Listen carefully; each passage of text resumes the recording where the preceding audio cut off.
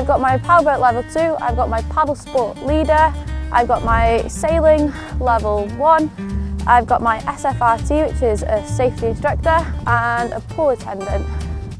Being able to do my PGCE in outdoor activities meant that I could work with schools and outdoor centres, so I got a variety of different places. I was able to work with a range of different ages as well, going from year 5s all the way to 6th formers. We always start our day and work with a morning meeting, and then we do 4 activities a day. They range from canoeing sessions all the way to high rope sessions. They will always be able to wear their faith uniform. We'll just make sure that we customise our safety equipment for them. We have a range of different equipment for children and people with disabilities, so that we can make sure that they can get on the canoes or on the high ropes as well.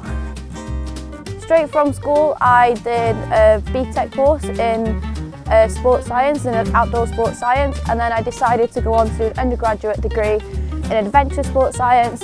I really liked that role, so I went on then to do my PGCE, also in outdoor adventure. I want to do my 2nd year of teaching. That means that I will then be qualified teacher for the rest of my life, and I want to go on to do my mountain leader training so I can work independently with children in the outdoors. Take the first step. I did my career through college and then through an undergrad degree, but you can also do your career in a more hands-on way, like through the apprenticeships with Glan-llyn.